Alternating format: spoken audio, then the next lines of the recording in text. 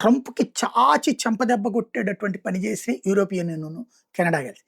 Canada ప్రధానమంత్రిని పూర్తిగా అపహాస్యం చేస్తా వచ్చాడు ట్రంప్. అసలు కెనడా ప్రజల్ని అపహాస్యం చేశాడు. కెనడా ప్రభుత్వాన్ని అపహాస్యం చేశాడు. అది 51వ రాష్ట్రం మాది. వచ్చి మా దగ్గర కూర్చో, మా గవర్నర్‌గా ఉండు నువ్వు. ఇట్లాంటి కారు కూతలు కూశాడు ట్రంప్. దాంతో ఆత్మాభిమానం దెబ్బతిని కసిగా ఉన్నాడు కెనడా ప్రధానమంత్రి. అదే సందర్భంలో యూరోపియన్ యూనియన్‌కి సంబంధించినటువంటి నాయకుల్ని దారుణమైన అవహేళన చేశాడు. ఫ్రాన్స్ అధ్యక్షుడిని కారు కూతలు కూశాడు. అట్లాగే జర్మనీ వాళ్ళని అందరినీ దారుణంగా అవమానిస్తూ వచ్చాడు. వాళ్ళేదో ఇతని దగ్గర పనిచేసే మనుషులు అన్నంతగా అహంకారంతో ప్రవర్తించారు. వాళ్ళకి కడుపు మండుతోంది.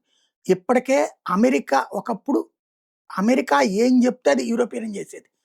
యూరోపియన్ యూనియన్ అనే దానికి ఒక సెల్ఫ్ ఎగ్జిస్టెన్స్ లేదు. పేరుకుంటది గానీ అమెరికా చెప్పు చేతల్లో నడిచే ఒక హెడ్ ఉంటాడు. ఇదివరకు ఉర్సులైన వాండర్‌లీని పెట్టిన బైడెన్ ఉన్నప్పుడు కూడా అట్లాగే నడిచింది. NATO, European union.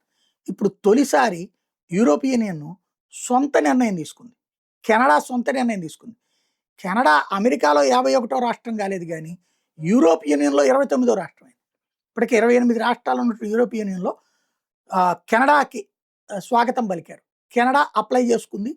సీక్రెట్‌గా నెగోషియేషన్స్ జరిపారు. ఇది ట్రంప్‌కి పెద్ద షాకింగ్ పరిణామం.